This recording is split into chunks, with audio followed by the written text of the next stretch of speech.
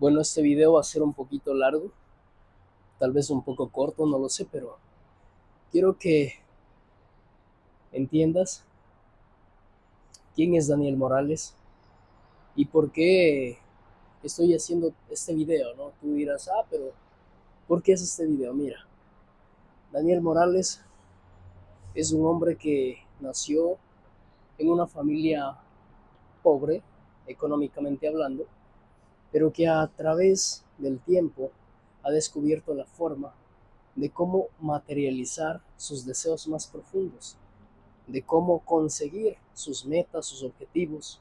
Desde que yo era niño, sentía que merecía abundancia, sentía que merecía mucho más de lo que tenía. Siempre a mis padres yo solía pedirles que me den siempre lo más caro, la ropa más cara, siempre escogía la mejor comida, siempre, porque algo dentro de mí me decía que yo me lo merecía.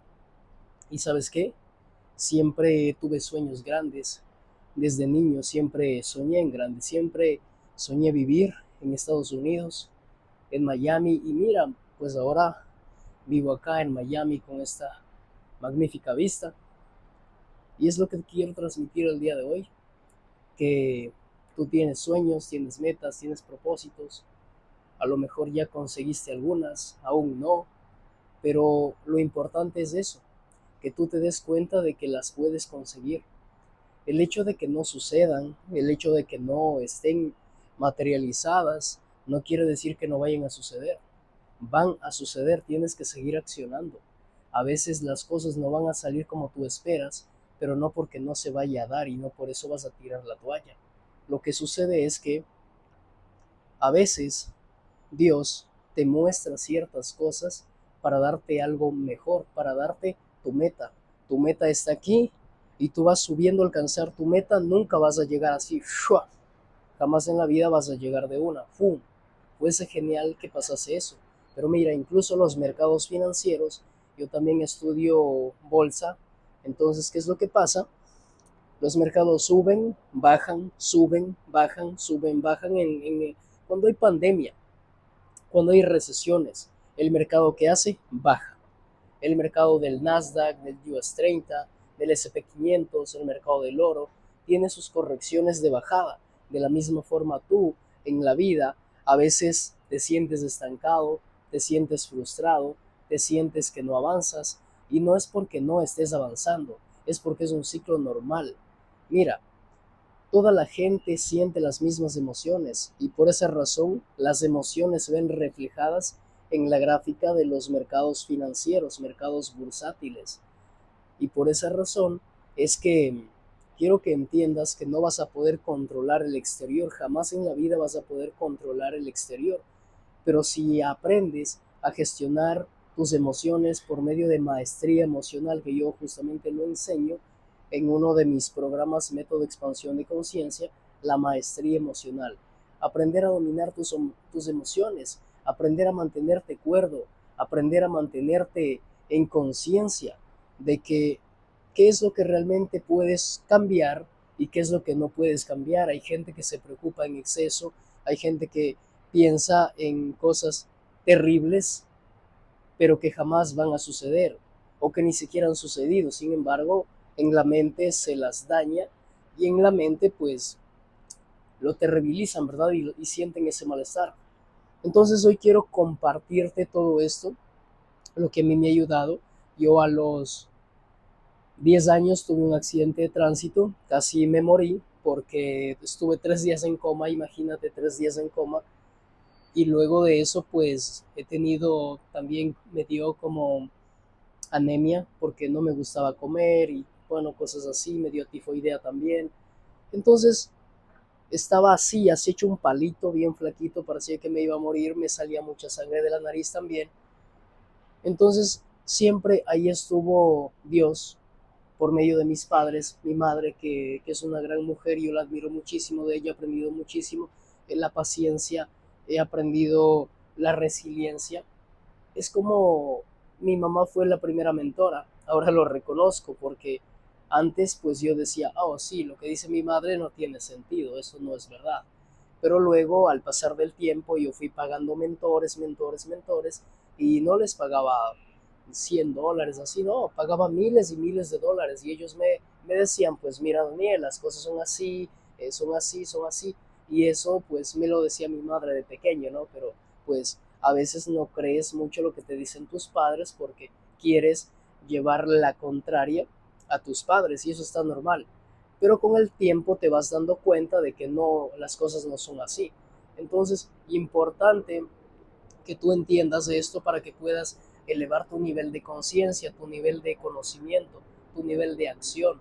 Y mira, como te decía, pues todo en la vida es cíclico, nada se mantiene estático. Imagínate que el sol saliera y se mantuviera todo el día alumbrando, o sea, no sería como muy enriquecedor para nosotros porque nos achicharraríamos, ¿no? Entonces siempre por eso es cíclico, la vida sube y baja y tú tienes que dominar tu mente, dominar tus emociones. Yo enseño las técnicas de control mental para que tú las utilices para controlar tu mente. Ahí en mis videos las puedes ver, técnicas de control mental, que son, en total son 17 técnicas de control mental, pero ahí te enseño 7 técnicas, las más básicas, y ya las más avanzadas las vemos en la mentoría de Maestría Élite. Entonces, hermano, quiero compartirte eso, a que realmente tú seas capaz y seas consciente de que no puedes cambiar nada externo a ti, no puedes cambiar nada externo a ti, lo que puedes cambiar son tus emociones, es el pensamiento, es el cómo te sientes, pero si tú aprendes a cambiar el pensamiento, el cómo te sientes, créeme, todo en tu vida va a cambiar. Luego de esto, te comento que yo salí de mi casa a mis 14 años, me escapé de mi casa a mis 14 años y me fui a vivir con mi abuelita. ¿Por qué razón hice eso? Porque no me llevaba con mis padres muy bien, en especial con mi padre adoptivo, y eso hizo que yo salga de mi casa. Porque claro, ahí en mi casa me tenían todo con reglas, así bien estrictas, demasiado estrictas. A veces se pasaban de estrictos y eso pues no me gustaba, ¿no? Siempre al adolescente hay que darle cierta libertad, pero no libertinaje. Es como, mira, pasa esto, si haces esto va a pasar esto. Pero es como que a mí me imponían, yo sentía esa imposición y pues cuando a ti te imponen y te dices, es que no puedes hacer eso, tú vas y lo haces. Entonces pues yo lo hacía, ¿no? Y me escapé de mi casa, pues ahí a los 14 años trabajaba de cargador de choclos, ¿sí? Cargador de choclos para las personas que son de Ecuador seguramente lo saben, hay cementeras de choclos, es en donde tú vas a cargar choclos para venderlos, ¿sí? Entonces yo era cargador de choclos a mis 14 años y trabajaba de eso. ¿Cuánto me ganaba ahí? Me ganaba $10 al día. Me despertaba tipo 4:30 de la mañana para ir a trabajar, lejos, muy lejos en el campo, y regresaba 8 de la noche, 5 de la tarde, por ahí. Pero siempre todo el día era cargando los choclos. Y aquí mi espalda, mis hombros eran como verdes, molidos, todo esto de todo el día pasar cargando. Entonces, a veces llovía, a veces hacía sol, pero teníamos que trabajar y trabajar. Y esa etapa de mi vida me hizo muy fuerte. ¿Por qué razón? Porque había unas cuestas enormes en donde tú tenías que cargar esos choclos, un saco que te cargabas aquí y tenías que subir esas cuestas. Es increíble cómo me forjó eso a mí. Yo agradezco mucho porque eso también me ayudó a pagarme el colegio. Yo estudiaba en la noche y como yo estudiaba en la noche, pues tenía que trabajar en el día, porque yo vivía con mi abuelita y con mi tío.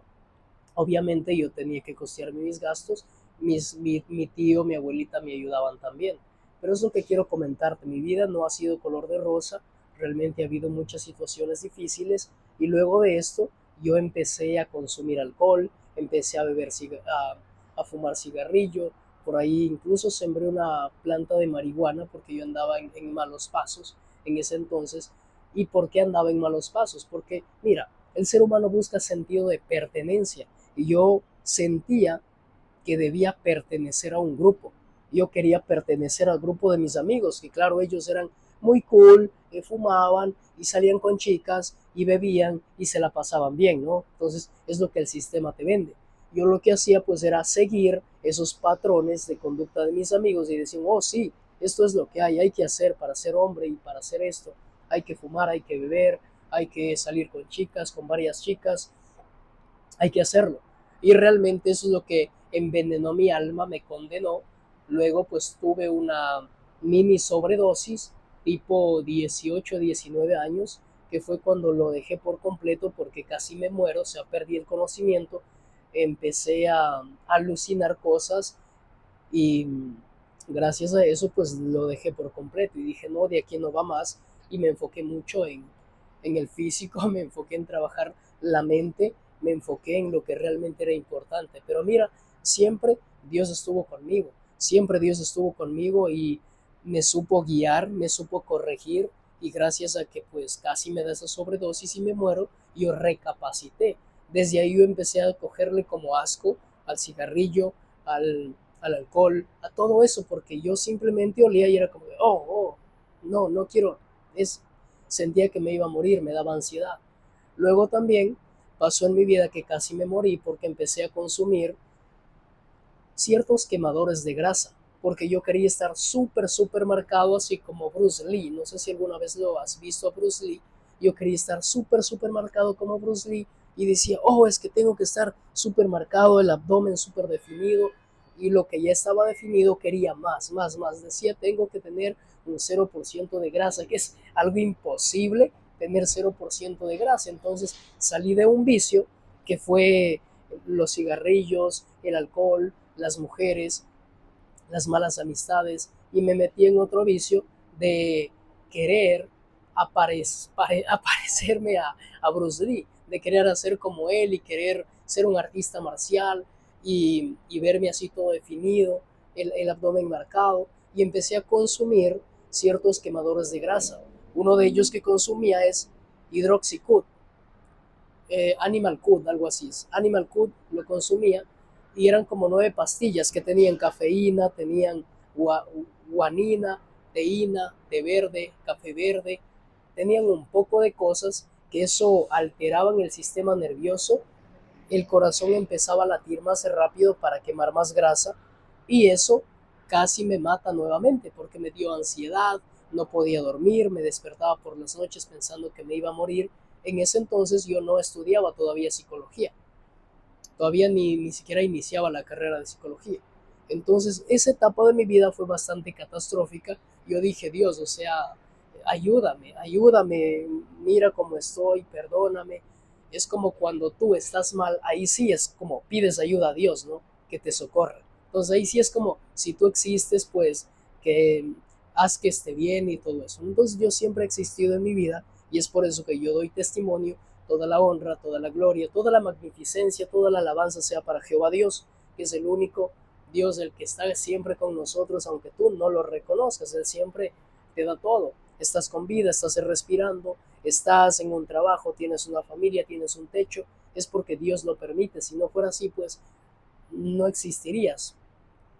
Otra cosa que me faltó por comentarte es que yo a la edad de 15, 16 años empecé a escuchar música satánica. Empecé a escuchar rock, heavy metal, hard metal, todo metal. Era como metalero, era como me vestía de negro, me, me dejaba crecer las uñas, me cortaba las manos, fumaba cigarrillos y me los apagaba aquí. Por aquí tengo ciertos cortes, ciertos apagados de cigarrillo. Y era como que cuando eres adolescente tú siempre buscas resaltar, siempre buscas como sobresalir. Y yo era de esas personas que siempre buscaba sobresalir, siempre buscaba resaltar. Entonces yo en el colegio pues andaba con 5 enamoradas o 5 novias y que tenía a mi novia, 2 novias en el colegio, otras fuera y claro, mis amigos eran wow, a mí me decían ruso y me decían, oh sí, mire ese rusito como tiene y como siempre pues a la edad de 12 años mi tío me inspiró a hacer ejercicio, yo siempre me veía grande, me veía fuerte, me veía como el líder y era muy respetado. Entonces, eso quiero comentarte porque realmente quiero sincerarme contigo. Quiero que veas cuántos traumas, cuántas situaciones difíciles yo mismo lo he superado. Y ahora pues hoy en día sigo superándome más porque el ser humano siempre tiene que alcanzar un siguiente nivel. Siempre, nunca, jamás en la vida va a ser completo, va a ser perfecto, porque si fuera perfecto ya sería Dios. Mis mentores, los mentores de mis mentores, toda persona siempre está mejorándose, siempre está aprendiendo nuevas cosas, porque como te digo, si tú fueras perfecto ya fueras Dios.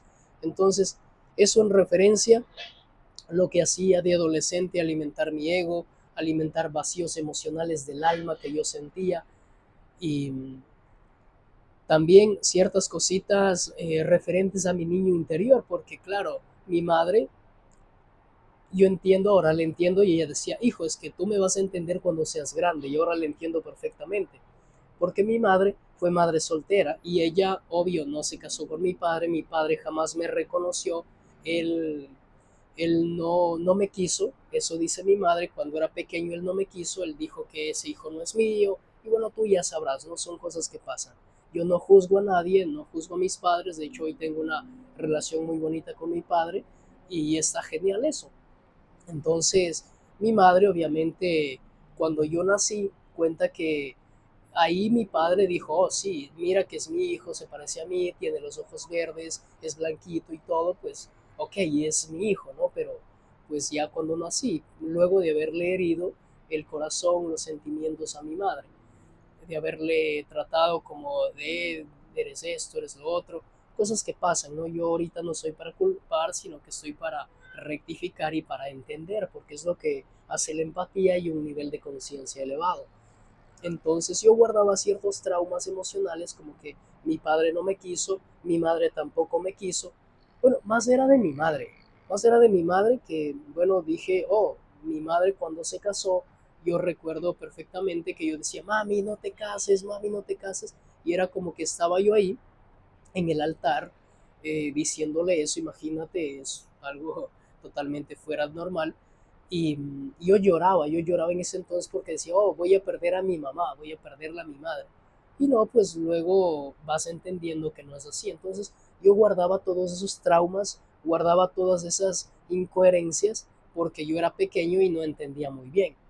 Entonces yo siempre hablaba con mi madre y era como le hacía llorar a mi madre y le decía, es que mami, tú no me quieres, tú preferiste otra persona, preferiste casarte a que solo vivamos los dos. Y siempre le decía eso cuando era niño, cuando era adolescente. Yo era muy astuto para tocar ciertos dolores de mi madre. Y seguramente tú sabes que sabes qué puntos tocar en las personas que tú conoces para hacerles llorar, para hacerles sentir mal, para causar emociones. Tú sabes perfectamente.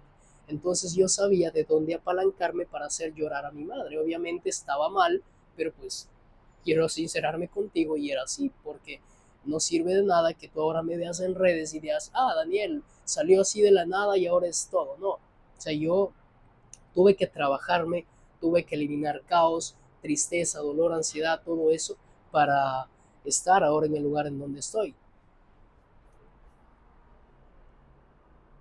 Así es que pues eso, eso te comento, ahorita acabo de ver si está grabando todavía porque a veces se acaba la batería o deja de grabar porque se llena la memoria. Pero es eso en cuanto quiero hablarte, o sea, he solucionado varios traumas, en realidad me he sentido dolido, he llorado, eh, he fracasado en la vida y ha sido así.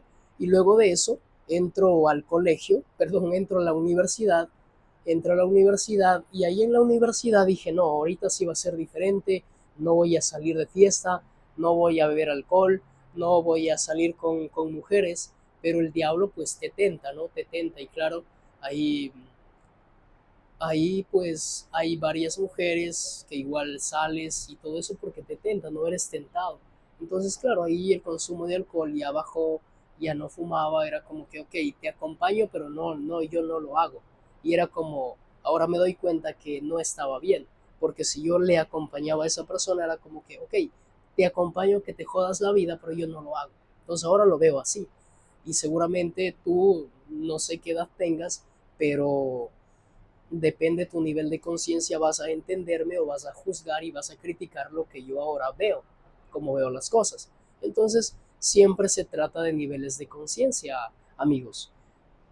Luego de esto, de que estoy estudiando en la universidad, yo aún no superaba el miedo a hablar en público, el miedo de hablarle a la cámara, no superaba eso. Y, y buscaba cómo hacerlo, cómo superar el miedo. Y es como que tú estás pensando algo y ¡boom!, te sale una publicidad. Algo que a mí siempre me salía como publicidad son los libros de Padre Rico, Padre Pobre. Me salían los libros de Piense y hágase rico. Me salían los libros de Tony Robbins. Y yo decía, ¿por qué me salen estos libros? Cuando yo había escuchado en la religión decir que los ricos no entran al reino de los cielos, ¿no? Que eso es una total mentira, porque si tú eres rico, pero eres próspero, si das, si compartes, obviamente Dios te va a bendecir más. Ahí tenemos la historia de Salomón, que fue el hombre más rico de todo el mundo y nadie ha podido igualar su fortuna. Y él obviamente va para el cielo porque era un siervo de Dios. Él escribió Eclesiastés, escribió Proverbios y otros libros por ahí, y hace referencia a que él era un hombre muy sabio. Dios le iluminaba, le daba sabiduría y aparte de eso le daba entendimiento y sobre todo también le daba poder, le daba reconocimiento, le daba oro, le daba plata, le daba todos los bienes. Eso quiere decir que los hombres ricos sí van al cielo, siempre y cuando tengan sabiduría, tengan propósito, tengan visión, ayuden a otras personas. Entonces yo escuchaba eso, obviamente mi madre hablaba eso, pero no es como que decía los ricos son malos, sino decía ciertos ricos, y ahora yo lo recuerdo que ella me decía así. Entonces yo no los leía, ni siquiera pasaba, ni siquiera veía, era como que solamente pasaba, pero siempre me llamaba la atención y decía, ¿qué será? ¿De qué se tratará? ¿Cómo será? ¿Cómo será esta mente?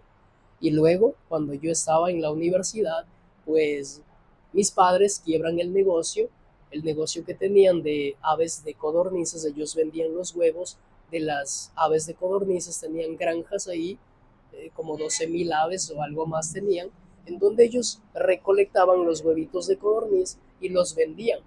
Entonces mis padres quiebran el negocio porque vino pandemia, bueno, es fue antes de pandemia, por ciertas inversiones que no se hicieron bien.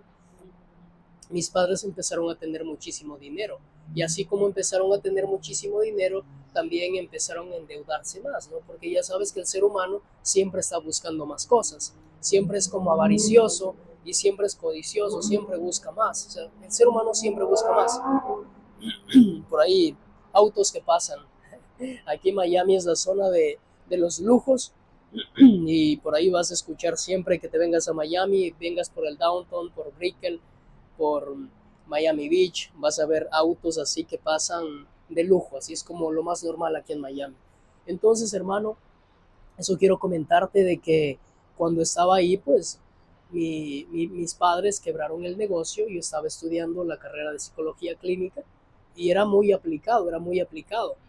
Y en ese momento yo todavía no vencía el miedo de hablar en público y nada de eso. Entonces ahí fue cuando me decidí a leer un libro de Tony Robbins, que es Despierta al gigante que hay en ti. Entonces ese libro te habla de la programación neurolingüística, de cómo puedes reprogramar tu mente, de cómo puedes eliminar ciertos patrones de desconfianza, de timidez, de miedo, de frustración, de todo lo que detiene a las personas. Yo lo empecé a leer y empecé a ponerlo en práctica. Recuerdo otro video que vi que hace referencia a la historia del pequeño Albert, de los perros de Pavlov. Eso se llama condicionamiento clásico y condicionamiento operante. Es entender el cómo funciona la mente humana y cómo los seres humanos somos programados desde pequeños. Yo te invito ahorita mismo que estás en YouTube, puedes revisar, hay mucha información de eso.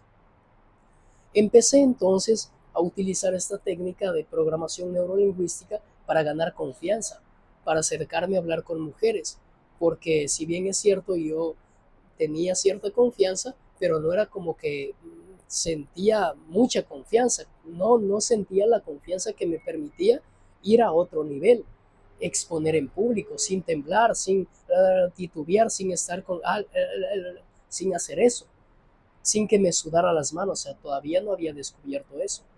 Entonces, al hacer estas técnicas de programación neurolingüística, técnicas de hipnosis, yo empiezo a cambiar.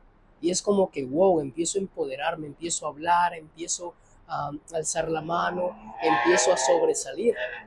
Y luego de eso, mis padres, pues como te comento, quiebran el negocio. Yo lo que hago es vender huevos de codorniz. ¿Por qué? Porque mis padres vendían esos huevos. Entonces mis padres me los enviaban, yo les compraba los huevos a mis padres porque quise yo hacerlo, porque mis padres decían, ah, no, te regalamos. Y yo dije, no, o sea, yo quiero realmente valerme por mí mismo, yo quiero comprarlo. Entonces, por ahí te dejo un carrito que yo lo pinté, que también ese carro me lo prestaron, un carrito de huevos de codorniz, me lo prestaron, un hermano de mi padre me lo presta, entonces yo lo pinto y en ese carrito empiezo a vender huevos de codorniz. En ese carrito empiezo a vender huevos de codorniz. Sin antes pasarme a este punto, quiero que sepas que la programación neurolingüística no se la enseña en las universidades y de hecho yo cuando hablaba de PNL, de programación neurolingüística, discutía con mis docentes, yo pasaba a exponer y decía, mira, la programación neurolingüística es esto y puedes reprogramar tu mente con esto y hablaba de los anclajes y todo eso. Y ellos decían como que, hey, o sea, aquí no estamos hablando de eso, aquí es solamente psicología, es estas cosas. Y bueno, ya lo entendí, que no debía hablar de algo que no estaba en la malla curricular y todo eso, pero yo decía, wow, es que eso es demasiado poderoso. Entonces por eso, luego de que terminó la carrera, yo sigo una maestría de hipnosis clínica, PNL, y eso ya te lo cuento más adelante. Entonces, haciendo este paréntesis, te comento esto, continuando con los huevos de codorniz que yo estaba vendiendo, me ganaba de 10 a 20 dólares al día, recorriendo todo el día por las calles de Babahoyo. Babahoyo queda ubicado en Ecuador. Yo recorría todo el día. Vendía fuera del hospital de IES en Babahoyo. Por ahí mis compañeros iban y me veían y yo era vendiendo los huevos de codorniz ahí, ¿no? Y sabes qué es lo más chévere de todo esto, que yo era súper feliz. En ese entonces era súper contento, me ganaba 10, 20 dólares y era feliz. Sí, todavía está grabando.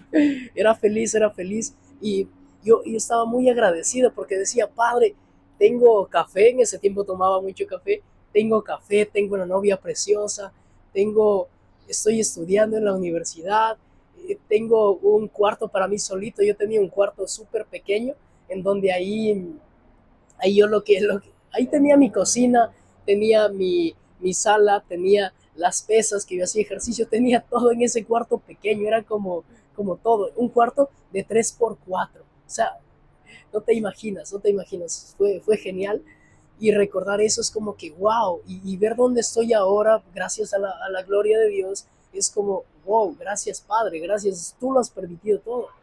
Entonces hermano, yo trabajaba así me ganaba la vida y luego de eso empecé a vender propiedades inmobiliarias porque dije, oh, vamos a leer Padre Rico, Padre Pobre, a ver qué te dice.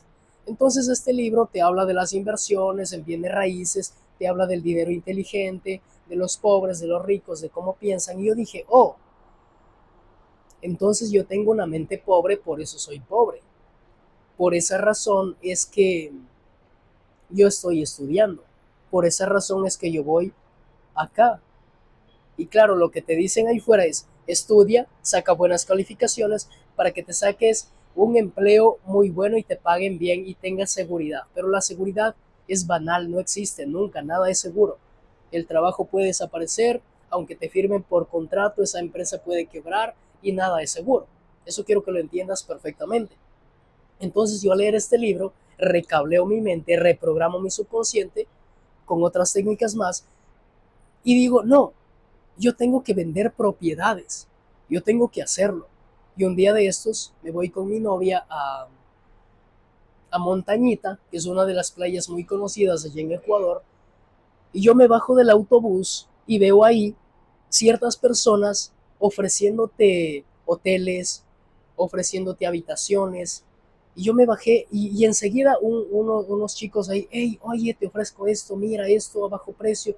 Y era como que de una, boom, se me vio a la mente y dije, oh, yo tengo que hacer esto en, en Babahoyo, que es en donde yo estudiaba, en la Universidad Técnica de Babahoyo, tengo que hacer esto ahí. Y es en ese momento en donde se me mete ese bichito y digo, ah, sí, lo voy a hacer. Y empiezo a ver por ahí, ¿no? Propiedades, se vende, se alquila, se renta. Entonces yo cojo mi teléfono y digo, ok, vamos a hacer el negocio, ¿no? En ese momento empecé a captar teléfonos, números de teléfonos, y luego empecé a llamarles. Y les llamaba, y ese